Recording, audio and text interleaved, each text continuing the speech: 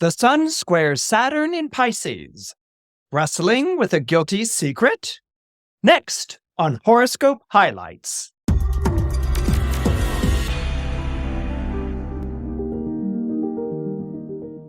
This podcast episode is sponsored by Astrology Hub's Academy.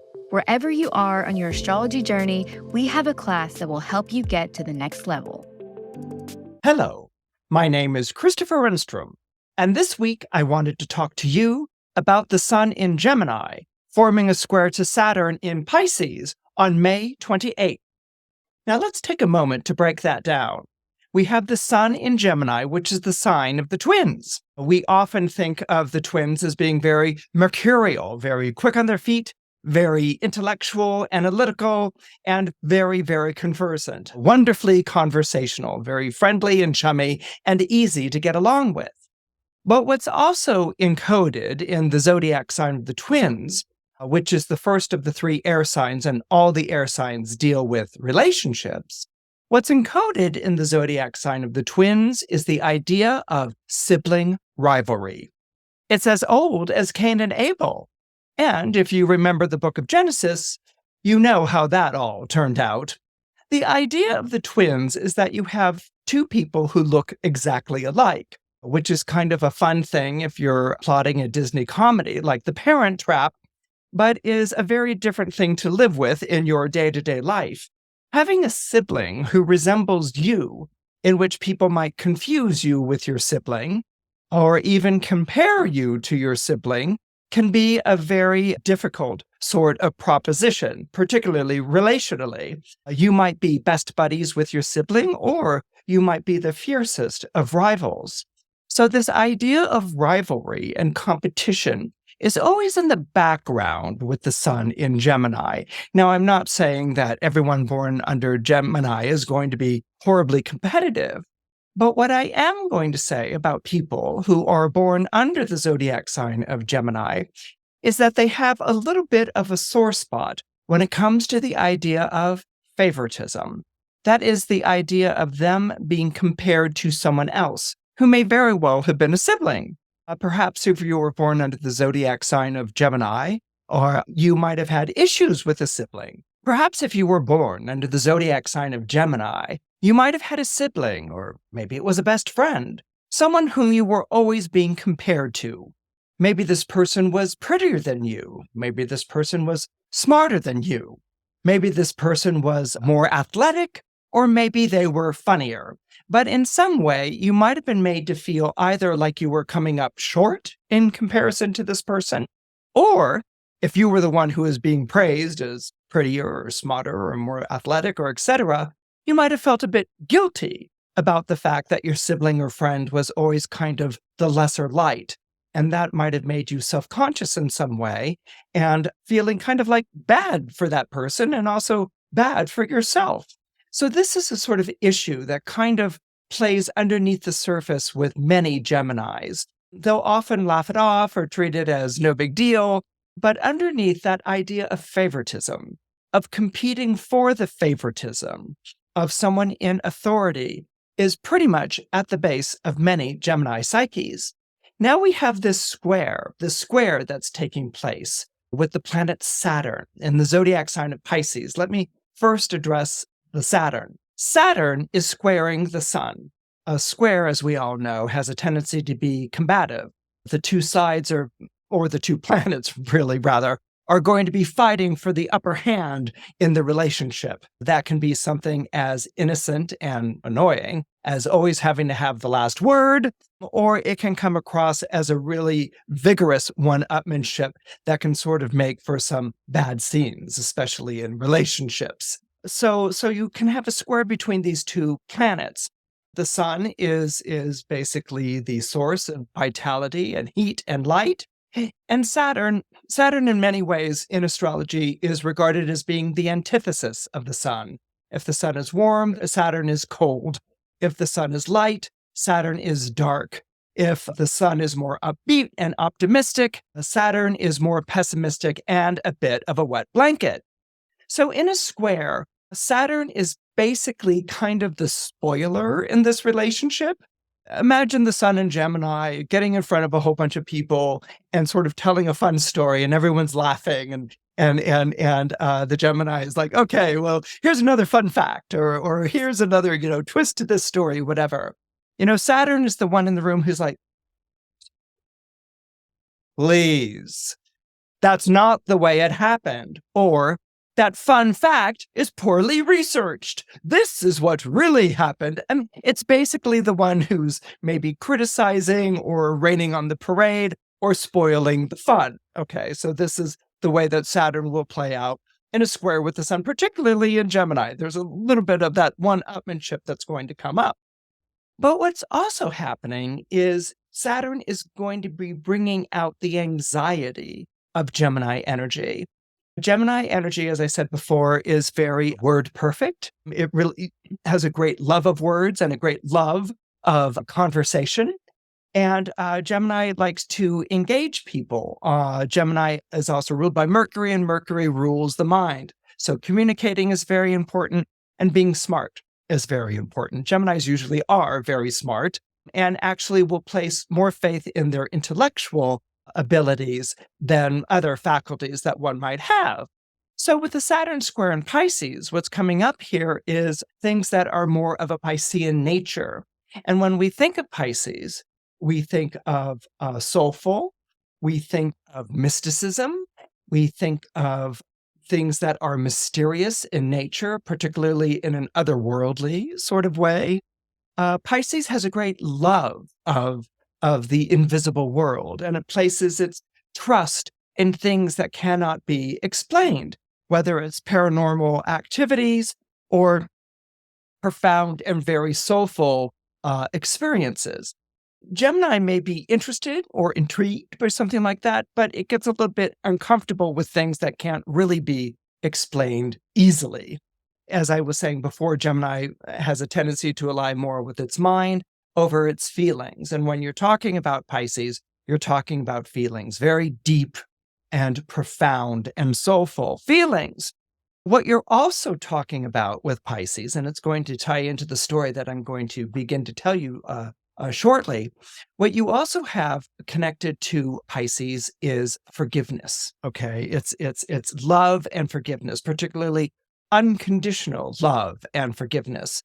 Many Pisceans can be in a place where they can let the bygones be bygones, where they can let the bad things leave their life. I mean, there will always be the pain and the ache, but Pisces can't help but try to understand, or actually really naturally understand and empathize with people who have done bad things. They're not condoning it, they're not supporting it, but it will be the Pisces who will ask, well, was there a problem with the parents? Was it a troubled home? Was this person damaged goods? Was this person just never shown the love and the understanding? So Pisces is always looking for the emotional history, the emotional background to someone's life, where other signs can be like, well, that person's a cad, that person cheated, that person did horrible things. How could you possibly have any kind of empathy or understanding? Pisces often can't help it. They just have that natural empathy. And believe me, it's created more than just a few awkward situations for them. So what we can have here with the Sun in Gemini squaring a Saturn in Pisces is the idea of a mind, Gemini, Sun in Gemini, a mind wanting to be at peace with itself. But the square to Saturn in Pisces is symbolizing or begging the question of something that is making this mind restive. It's making this mind restless. It's making this mind full of doubt and maybe even guilt. All right. So there's a voice in the back of the head where a situation hasn't sat right. And it's that voice, that doubt about whether you had acted appropriately, or whether you were understanding enough, or whether you had truly made peace, or maybe even acknowledged a rivalry that you had brought to a situation that might be increasing in volume. Now, the story that I wanted to share with you this week to illustrate this Sun in Gemini, the sign of the twins, square Saturn in Pisces, an uneasy conscience, or perhaps even a guilty secret. The story that I wanted to share with you this week is the story of Jacob and Esau. And that appears in Genesis 25:26 to Genesis 32:33. And the story of Jacob and Esau starts like this. Now, Abraham was the father of Isaac, and Isaac was 40 years old when he married Rebekah. Now, for us, 40 years is like, okay, that's no big deal. But back in the Bible age, marrying at the age of 40 was pretty old, okay? So the story begins with Isaac, who marries Rebekah when he's 40. And Isaac prayed to Yahweh on behalf of his wife, for Rebekah was barren. Yahweh heard Isaac's prayer, and Rebekah conceived. But the children struggled within Rebekah's womb. They struggled so much, night and day, uninterrupted, that Rebekah was in great pain and in great agony carrying these children in her womb. And she said, "If this is the way of it, why go on living?" She went to consult Yahweh herself. And Yahweh said to Rebekah, "There are two nations in your womb. Your issue will be two rival peoples. One nation shall have mastery over the other, and the elder shall serve the younger." So Rebekah got her answer as to why there was difficulty, why she was suffering so much pain. But also the information that she got was a bit cryptic. It's not the same information that Isaac had gotten. I mean, Isaac had a relationship with the Lord where he could pray on Rebekah's behalf to have children. And so the Lord opens up Rebekah's womb. But Rebekah gets this she gets this cryptic answer from the Lord that there are two babies and they will become two warring nations. And one will have mastery over the other, and it will be the younger who rules the elder. So that's a bit of a weird headspace to be in before giving birth to your children. So when the time for her confinement came, there were indeed twins in her womb. The firstborn was a boy, and the firstborn, the boy, was red. And it was almost, they described him as though he were almost wrapped in hairy red cloth. And so they named him Esau, which means red. And then Esau's brother was born. Okay, so Esau was the firstborn, and his brother was born. And when his brother was born and came out of the womb, his brother was holding on to, he was clutching the ankle of Esau. So they deliver Esau, who's all red and hairy, and right behind him is this hand, and they sort of pull the other baby out, and the hand is clutching with an absolute grip on the heel of his brother Esau. That is how vigorously these two babies were struggling with one another in the womb. And so they named the second boy, the younger twin, Jacob. And Jacob means one that takes by the heel. The name Jacob also means a supplanter. Now, when the boys grew up, Esau became a skilled hunter. He was a man of the open country. He went out there and hunted, and he killed game, and he, carried them back on his shoulders to camp. Other people might drag the game or bring a wagon or something like that, but not Esau. He was very manly with his red, hairy breast and shoulders, and he would go and kill game and put them on his shoulders and come back to camp and, Esau. Okay. And so Esau was very vigorous and very virile and manly man. All right. Now Jacob's the opposite. Jacob hung out among the tents and among the women. And Jacob was very quiet and a bit soft-spoken and very reflective. So Jacob was much more of a contemplative, an intellectual type of personality. And so Isaac, because he loved the deer and the elk or the antelope or whatever Esau was hunting for out there, and he loved them, and Esau coming back and looking all brawny. Isaac loved Esau because he was like vigorous and brawny and fun, And Rebekah, of course, preferred Jacob. Now, once Jacob had made soup.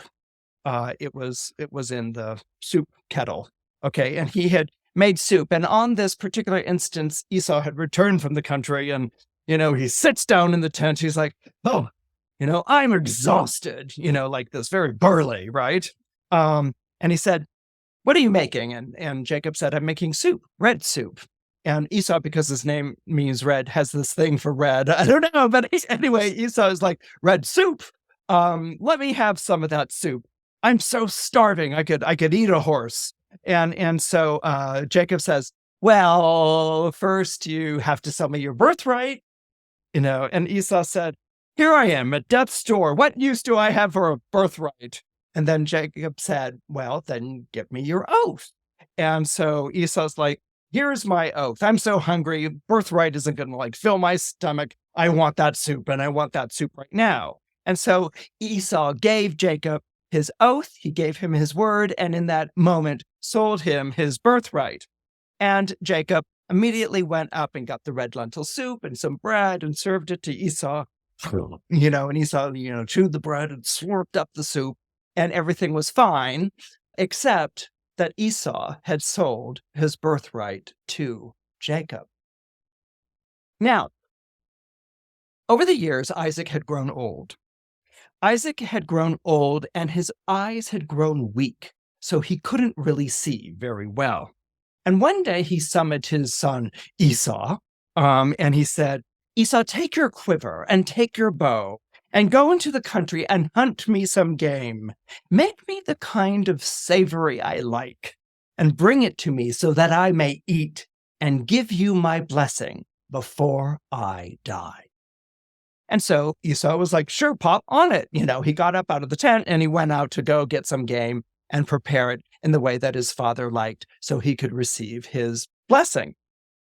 Now, Rebekah happened to be listening at that moment, and she quickly rushed to Jacob, who was sitting there among the tents, and she said, "I just heard your father tell your brother Esau, bring me some game and make that savory that I like, and I will bless you in the presence of Yahweh before I die. Now, Jacob, listen to me and do as I say. Go to the flock and bring me back 2 kids so that I can make the savory your father likes and that he may bless you before he dies." But Jacob, suddenly frightened and anxious, said to his mother, "Mother, look, my brother Esau is hairy while I am smooth-skinned. If my father touches me, he'll know that I'm cheating him." And Rebekah's response was, "Get the goats." So Jacob went off to go and get the goats, just like his mother had ordered. And when Jacob returned to Rebekah, Rebekah said, "Here, put these on." And Jacob was like, "What are they?" And she's like, "Esau's best clothes. Put his clothes on." And so Jacob, quickly put on his brother's clothes. And then Rebekah said, "Give me your arms." And Jacob was like, "Yeah, here are my arms." And she took the hair of the goats and she wrapped them around his arms. And she's like, "You're not hairy enough." So she also took the hair of the goats and maybe wrapped it around his neck. Esau was a pretty hairy guy, and maybe a little bit around the ears and things like that, so that, he really appeared or felt hairy to the touch. And then she handed Jacob the savory and the bread to take to his father. And so Jacob entered his father's tent and said, "Father, I am here."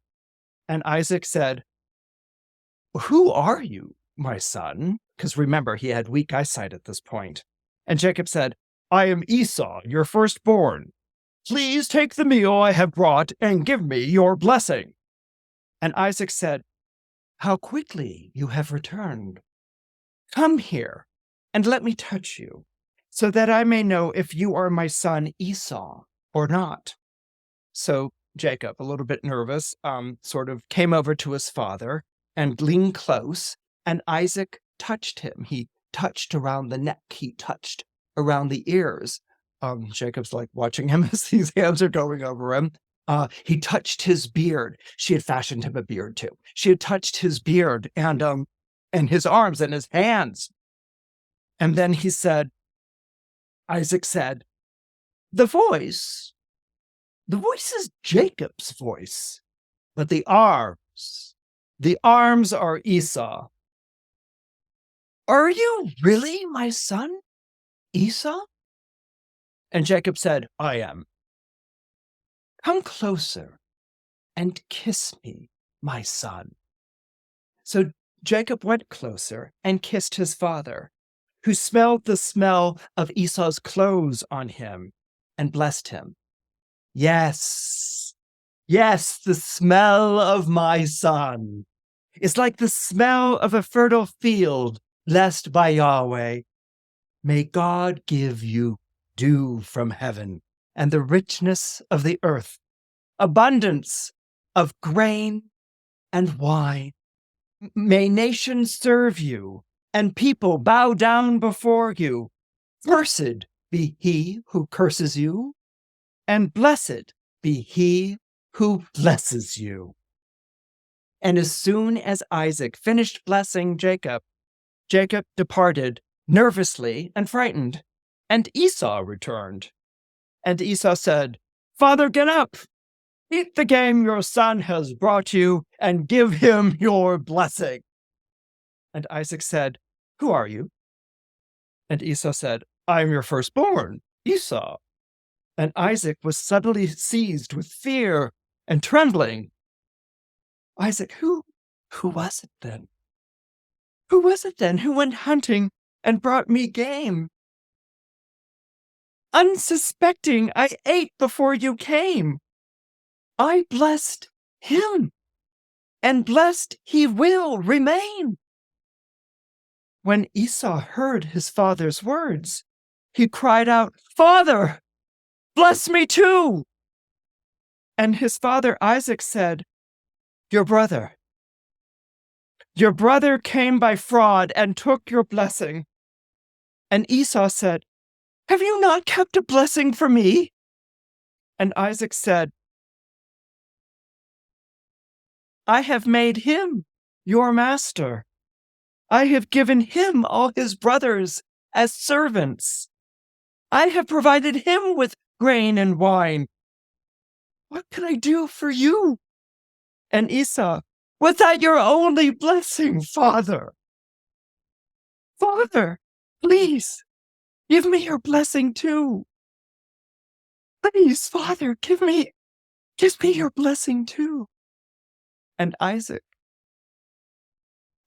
remained silent.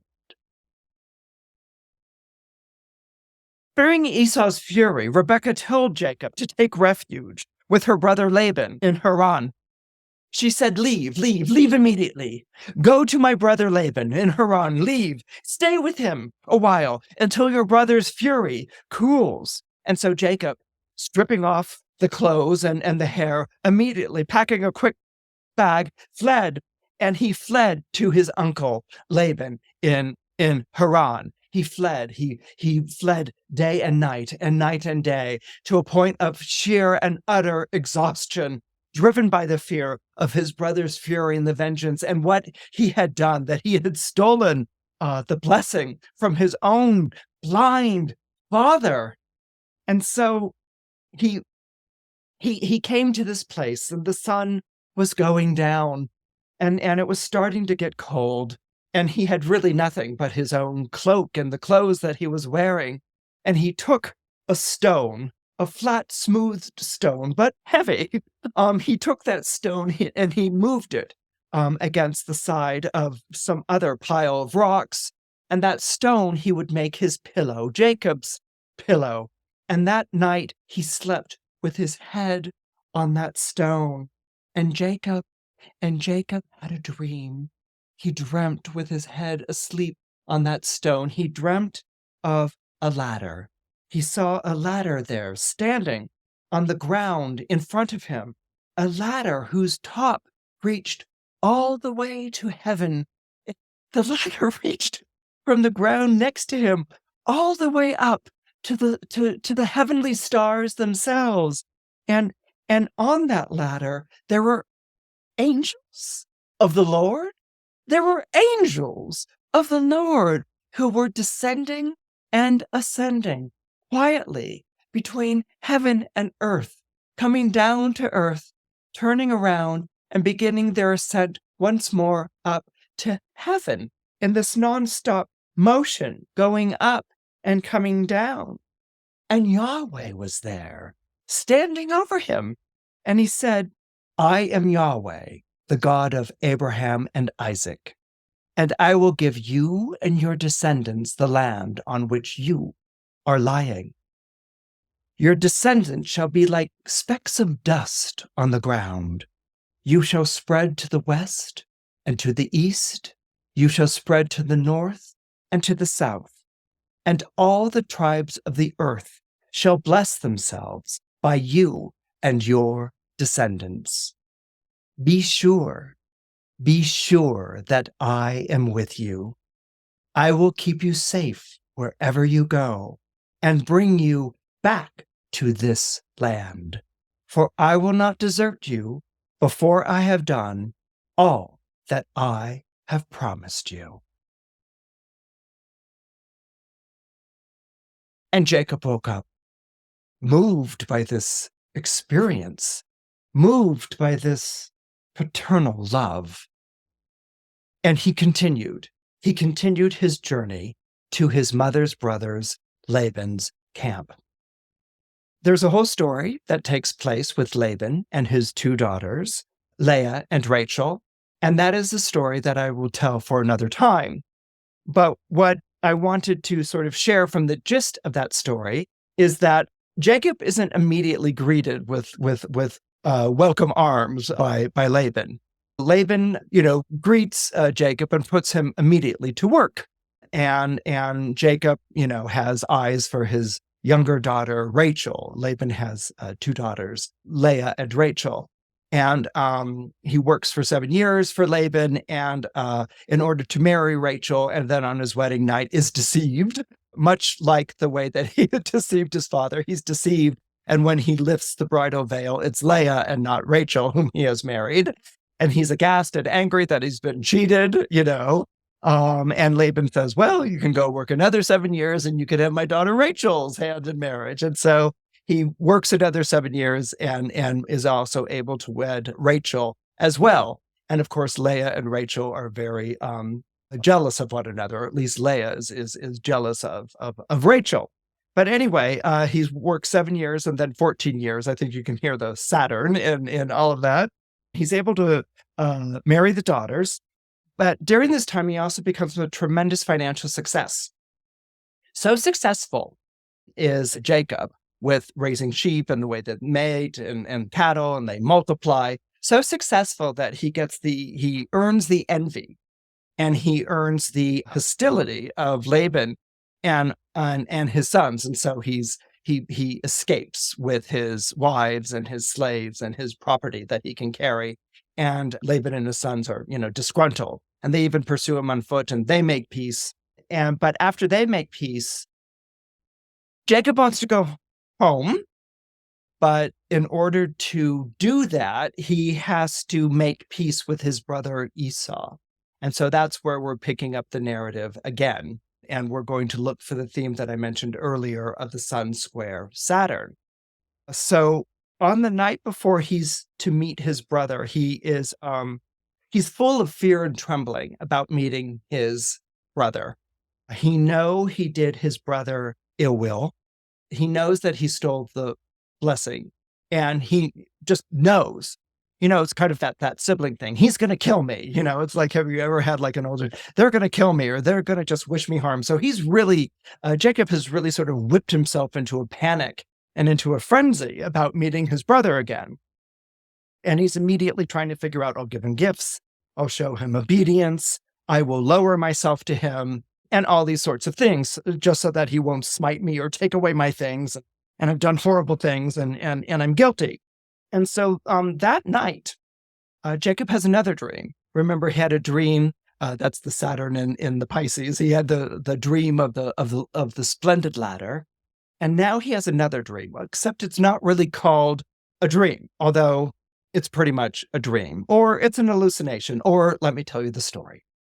That night, in the middle of the night, Jacob can't sleep. He's so restless. He's so full of fear. He can't sleep. And he gets up from his bed and he meets a stranger.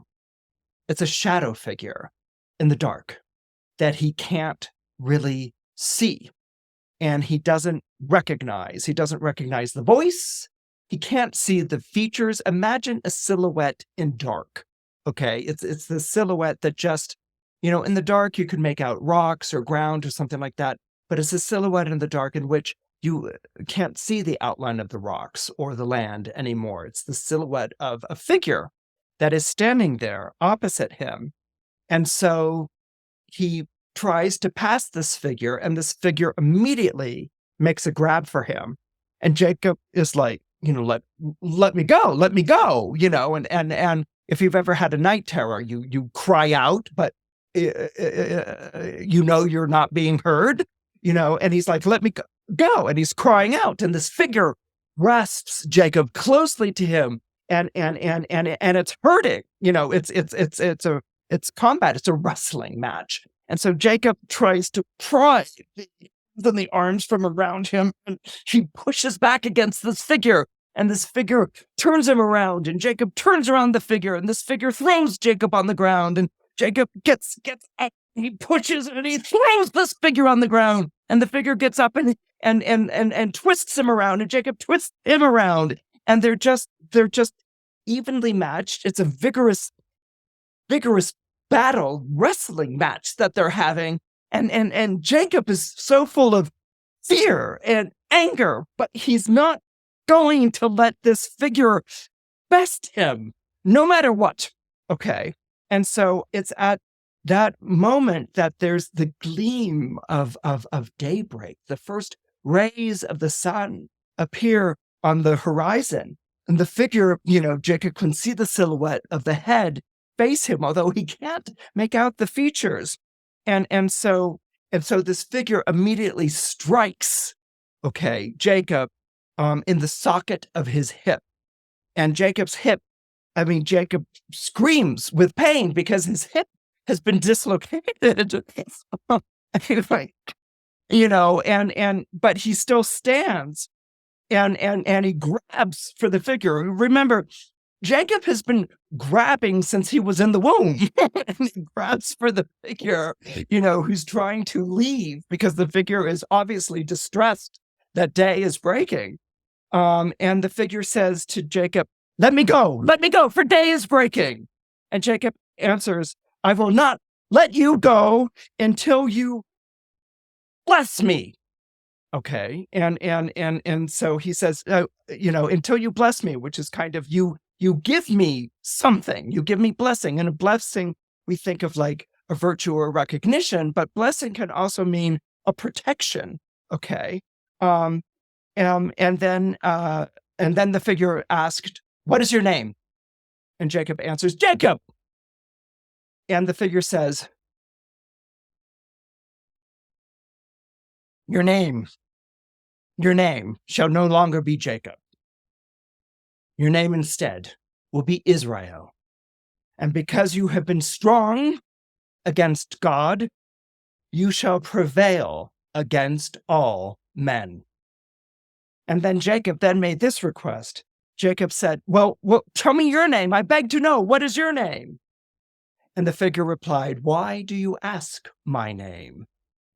And Jacob is like, and the figure blesses him right there on the spot. And at that moment, when Jacob looks up from having been blessed, the sun has risen, the figure is gone, and Jacob gets up very much in pain, and he limps back to camp. And there's a reason, they say. There's a reason why the Israelites do not eat the sciatic nerve, which is in the socket of the hip, because this figure had struck Jacob in the socket of the hip and on the sciatic nerve. So this is a fascinating section right here. We know that Jacob is a very competitive figure. He wanted to be born first. He's holding on to the ankle of Esau when Esau's born. One day in frivolity and laughter and joking, and Esau's really hungry, he makes Esau swear to give Jacob his birthright. And then this becomes an actual blessing, recognition. The younger is seen as being superior to the elder. The younger takes the birthright, which was unheard of in these customs, through the blessing of Isaac.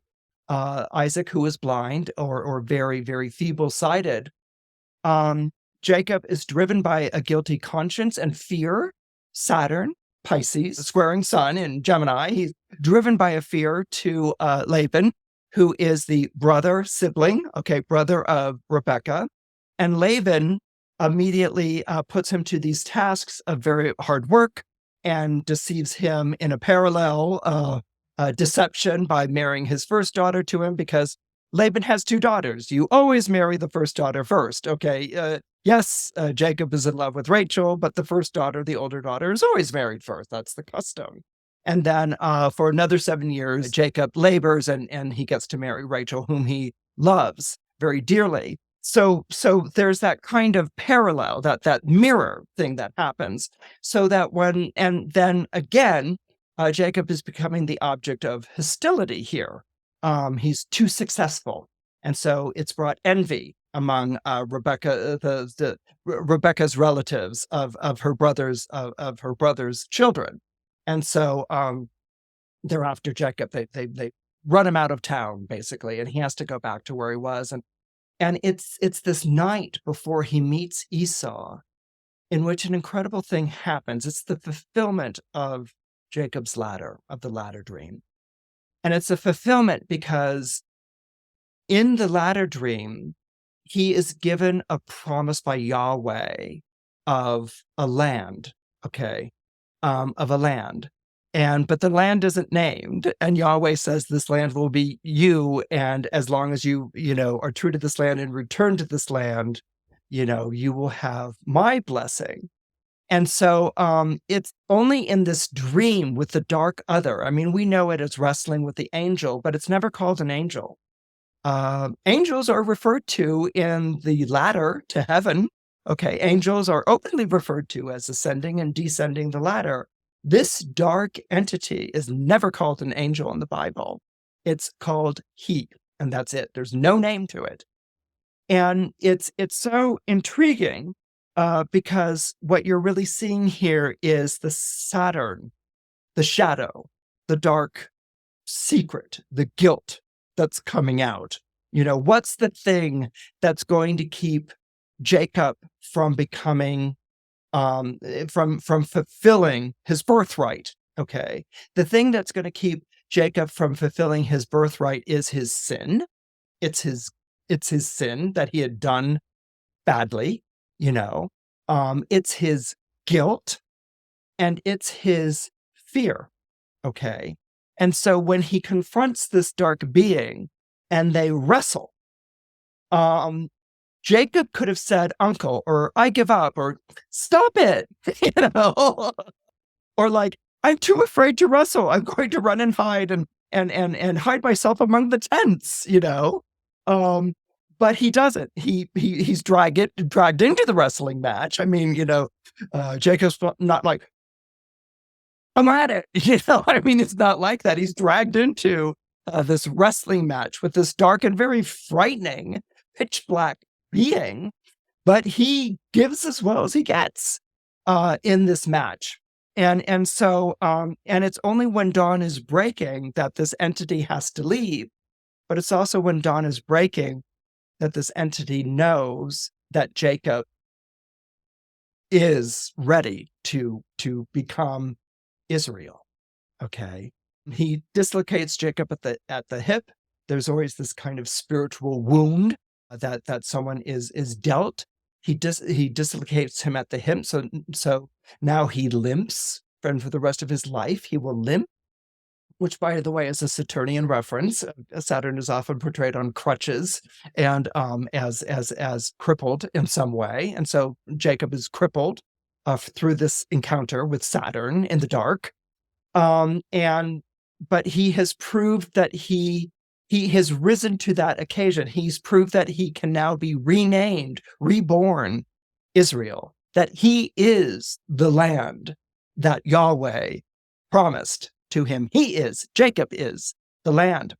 And what's kind of fascinating is that is the hip, the dislocation of the hip.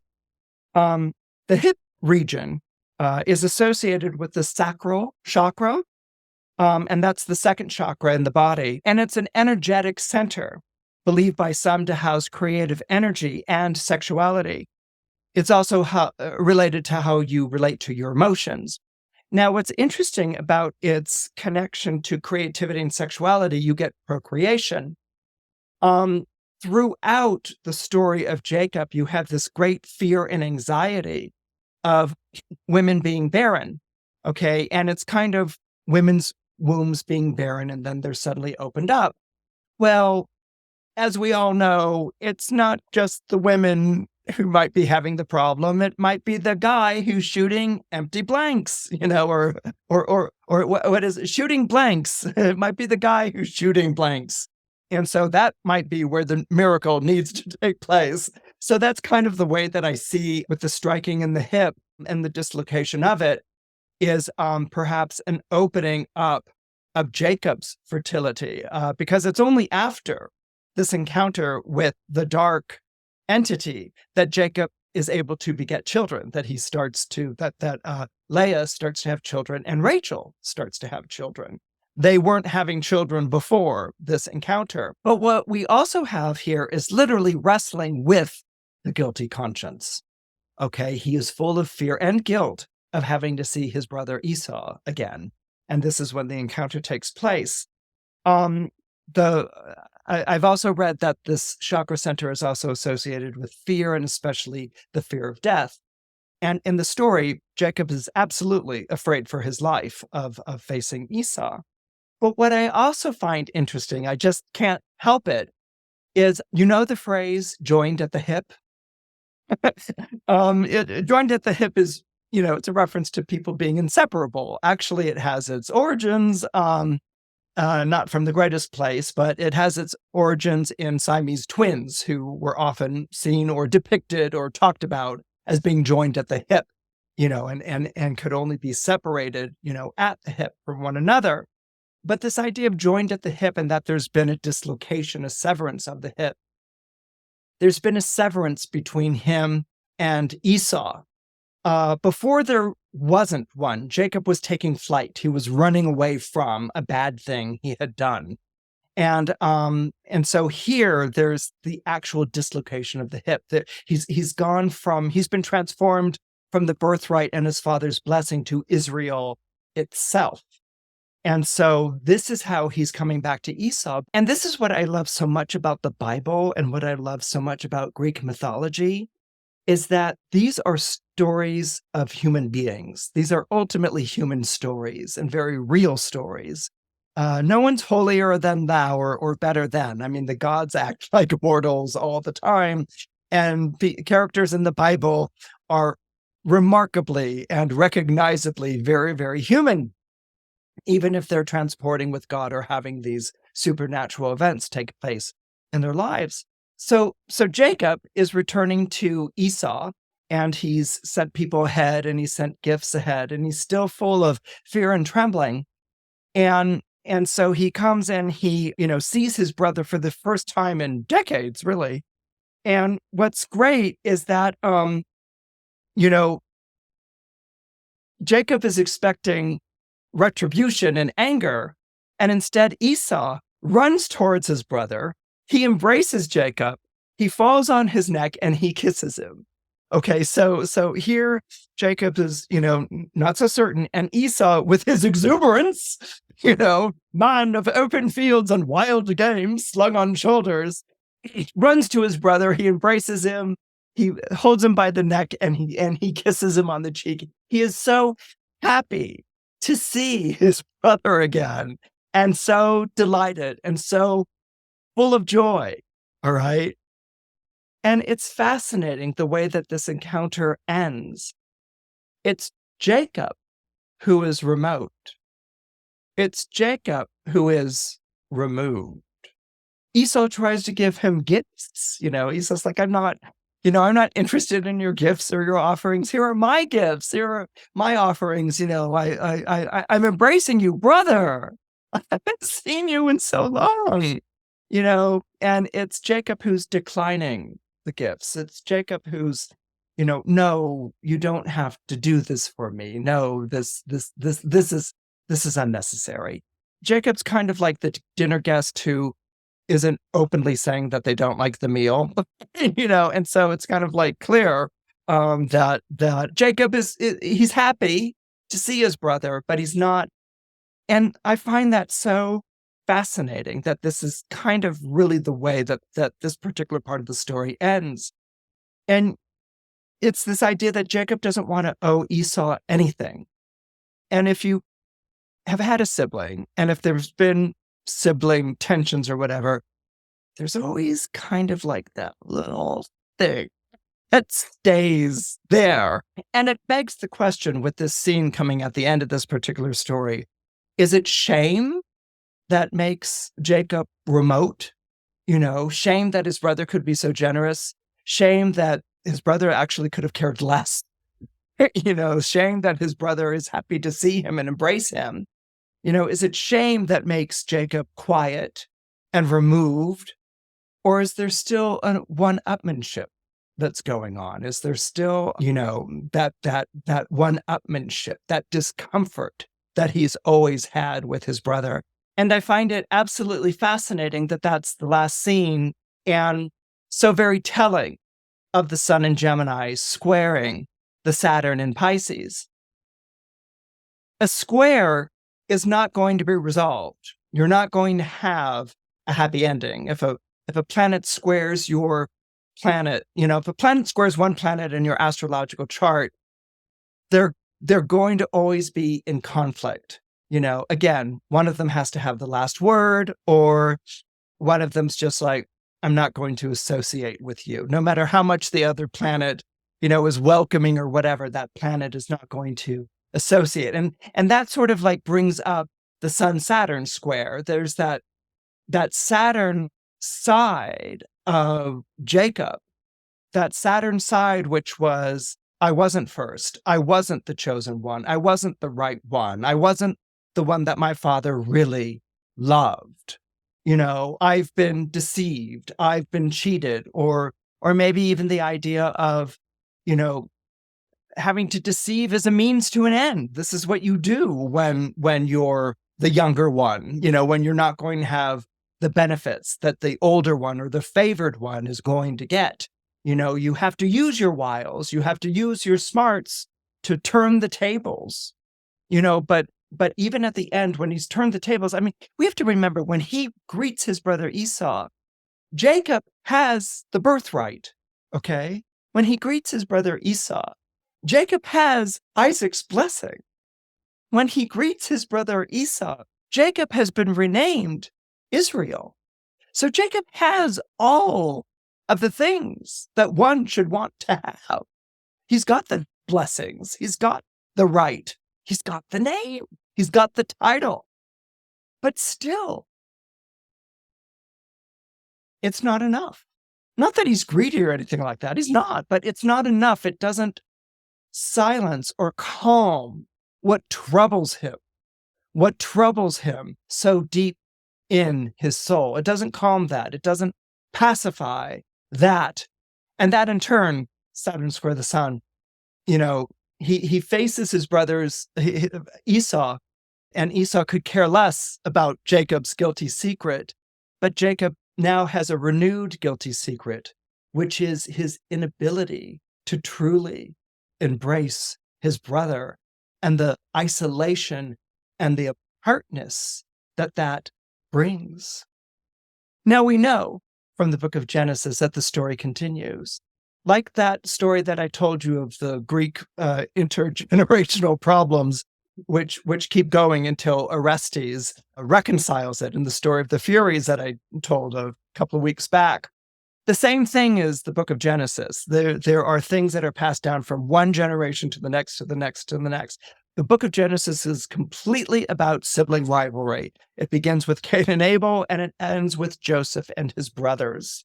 And so what Jacob cannot resolve with his brother Esau, and that guilty secret he clings to, Remember his name means to cling by the heel. He clings to that guilty secret. He's not going to be able to resolve that in himself, but ultimately, in a story that I told another time about Joseph, ultimately that intergenerational scourge or stain or sin or guilt or whatever, that ultimately that intergenerational scourge is put to rest, is laid to rest. And Jacob's soul is alleviated because of the plight of his son Joseph and of Joseph's redemption, and where Jacob cannot show forgiveness to his brother, but most of all, Jacob cannot forgive himself, Joseph. Joseph is a font of forgiveness at the end of the book of Genesis. So this is something that I want you to keep in mind as the sun in Gemini forms a square to Saturn in Pisces this week. I hope you enjoyed this week's episode of Horoscope Highlights. Please don't forget to comment, like, and subscribe. Your support means a lot. See you next week.